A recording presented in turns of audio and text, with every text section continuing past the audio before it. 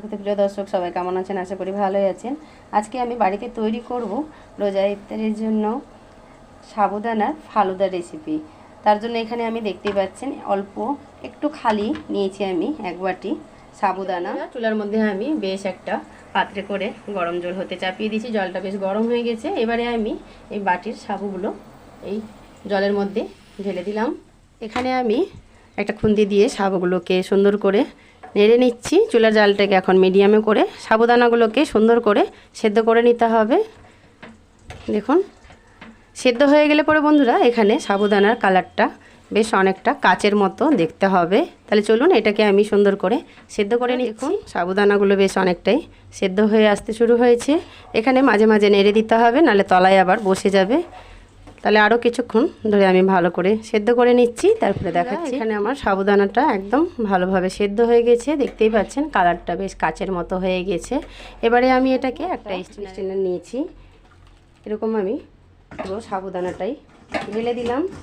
ঢেলে দেওয়ার পর এখান থেকে আমি ঠান্ডা জল বেশ কিছুটা নিয়ে সাবুদানার উপরে ঢেলে দেব।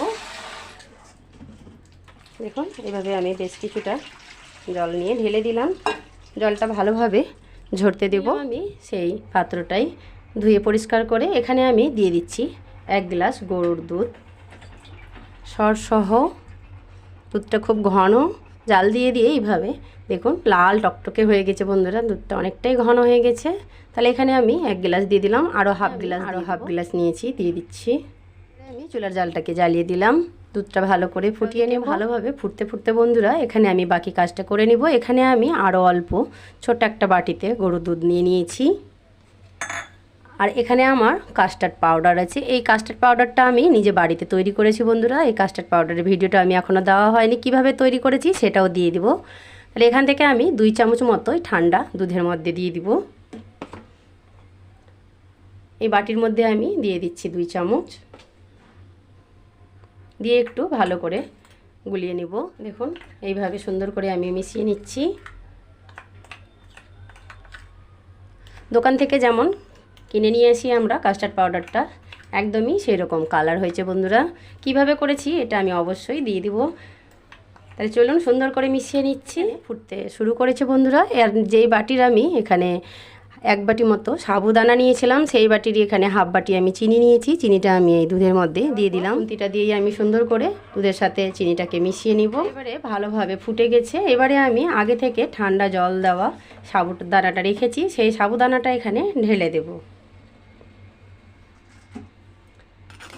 দেখুন এখান থেকে আমি তুলে সাবুদানাটা এই দুধের মধ্যে ঢেলে দিচ্ছি। পুরোটাই দিয়ে দেব। মনে হচ্ছে এটাকে আমাকে চেঞ্জ করতে হবে। তাহলে আমি অন্য পাত্রের মধ্যে ঢেলে নিচ্ছি। অন্য একটা হাঁড়ি নিয়ে নিয়েছি ছোট, পুরোটাই এই হাঁড়ির মধ্যে ঢেলে দিলাম। নাড়তে সুবিধা দিয়ে সুন্দর করে সাবুদানাগুলোকে ছাড়িয়ে নিব। এই গরম দুধে দিতে দিতেই সাবুদানাগুলো আর একটার সাথে একটা লেগে থাকবে না। দেখুন খুব সুন্দরভাবে ছেড়ে গেল। এবারে আমি আগে থেকে যে কাস্টার্ড পাউডারটা গুলে রেখেছি অন্য বাটিতে, সেটাও এখানে দিয়ে দিচ্ছি। দেওয়ার পর এখানে আমি আবারও ভালো করে মিশিয়ে নিব। যেহেতু দুধটা এখানে ঘনই আছে বন্ধুরা, বেশি ঘন করার দরকার নেই, একবার ফুটে আসলেই হয়ে যাবে। দেখুন এখানে ফুটে গেল। এখানে আমি বেশি আর জাল দেব না, যেহেতু দুধটা ঘন। আর কাস্টার্ড পাউডারটা দেওয়ার কারণ হচ্ছে কাস্টার্ড পাউডারটা দিলে পরে দুধটা তাড়াতাড়ি ঘন হবে।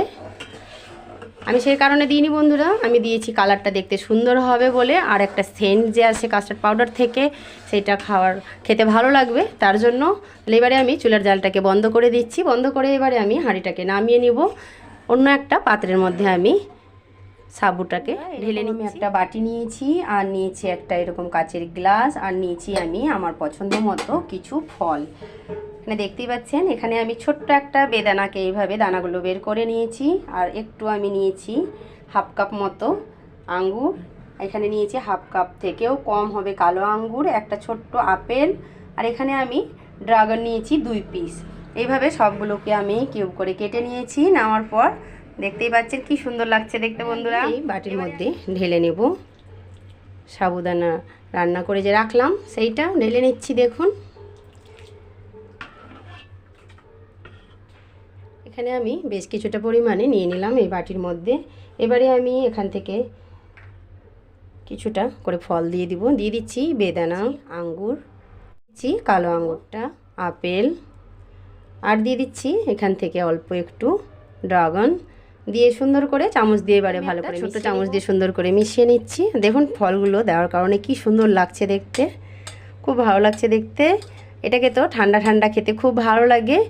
এইভাবে করে আমি ফ্রিজে রেখে দিব, রোজা ইফতারের সময় বের করব বন্ধুরা।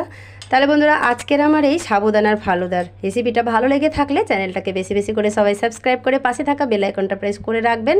ভিডিওটা ভালো লাগলে একটা করে লাইক দিবেন, বেশি বেশি করে সবাই শেয়ার করবেন অবশ্যই।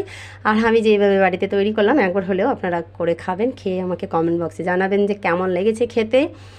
আর খুব শীঘ্রই আমি দিয়ে দিচ্ছি কাস্টার্ড পাউডার কিভাবে তৈরি করেছি সেইটা রেসিপিটা। তাহলে বন্ধুরা আবারও দেখা হবে নতুন কোনো রেসিপি নিয়ে। সবাই ভালো থাকবেন, সুস্থ থাকবেন। আল্লাহ হাফেজ।